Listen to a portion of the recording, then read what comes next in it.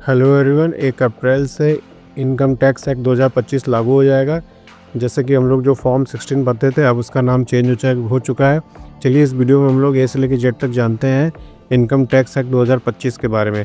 देश में 1 अप्रैल से नया इनकम टैक्स एक्ट 2025 लागू होने जा रहा है, जिसके तहत ITR फॉर्म की नंबरिंग पूरी तरह बदल दी गई है और इन्हें नए सिरे से तैयार किया गया है।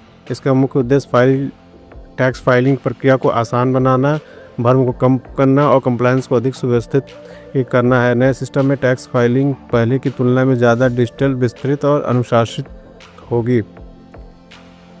लागू होने की बात करें तो ये 1 अप्रैल 2025 से लागू हो जाएगा। इसका उद्देश्य ITR फाइलिंग को आसान करना, कन्फ्यूजन कम करना, डिजिटल कंप्लायंस को बढ़ाना। सबसे बड़ा बदलाव है ITR फॉर्म की नंबरिंग में, और इसकी जो पूरी प्रक्रिया है पूरी तरह डिजिटल और डिटेल्स हो गई हैं। फॉर्म 16 में क्या बदलाव है, तो फॉर्म 16 का नाम अब फॉर्म 130 कर दिया गया है। जारी करने की जो तिथि है 15 जून होगी हर साल। इसमें शामिल जानकारी जो है, जैसे कि आप सैलरी हो गया, TDS हो गया, टैक्स जमा जो आप किए हैं उसका जो जानकारी है आप इसमें फॉर्म 16 में पहले देते थे, अब देंगे आप 130 में। TDS TCS फॉर्म में भी चेंजेस किए गए हैं। लो जीरो TDS एप्लीकेशन को फॉर्म 128 से बनाया गया है। फॉर्म 16 को फॉर्म 130 और फॉर्म 16A को फॉर्म 131 कर दिया गया है। क्वार्टरली TDS रिटर्न की बात करें तो 24 सैलरी जो था वो हो गया है फॉर्म 138, 26 जो था वो हो गया फॉर्म 140, 27 जो हो गया वो हो गया फॉर्म 144। ऑडिट और सर्टिफिकेशन फॉर्म की बात करें तो टैक्स ऑडिट जो 3CA, 3CB और 3CD को मिलाकर फॉर्म 26 कर दिया गया है। ट्रांसफरिंग प्राइसिंग ऑडिट 3CEB को फॉर्म 48 कर दिया गया है।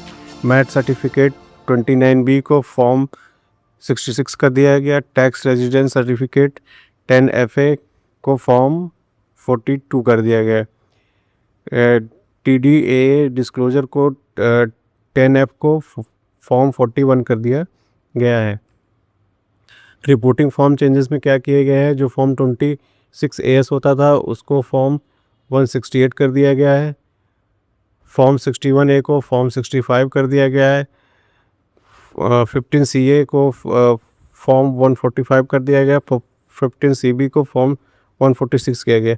देखिए IT फॉर्म्स ओवरव्यू के बारे में हम लोग अगर बात करें तो ITR 1 जो भरते हैं वो सैलरी, हाउसिंग, प्रॉपर्टी और इंटरनेट से जो इनकम होती है वो भरते हैं।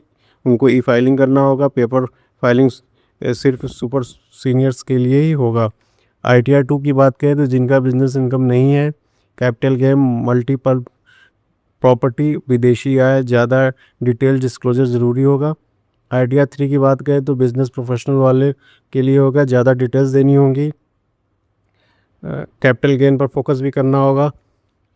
ITR 4 की बात करें तो जो छोटे लघु उद्योग वाले हैं, जो बिजनेस वाले हैं, प्रिजम्पटिव टैक्सेशन वाले हैं, उनके लिए होगा, लेकिन वो कम नहीं भर सकते हैं। जैसे उनके पास अगर विदेशी कोई एसेट है या इनकम है, डायरेक्टर है या अनलिस्टेड शेयर है, या उनकी आय 50 लाख से ज़्यादा है, 2 से ज़्यादा घर हैं, खेती आय 5,000 से ज़्यादा है, तो वो इस फॉर्म को नहीं भर सकते हैं। ITR 5 और 6 की बात करें तो डिजिटल कंप्लायंस सख्त, ऑडिट डिटेल्स ज़रूरी होगा। कंपनियों के लिए डिजिटल सिग्नेचर अनिवार्य कर दिया गया है। ITR 7 ऑडिट रिपोर्ट लिंक और डोनेशन एवं फंड यूजर्स डिटेल होंगी। फ्रेंड्स, अगर हमारी वीडियो अच्छी लगी तो चैनल को सब्सक्राइब, वीडियो को लाइक और शेयर कीजिएगा। Thank you.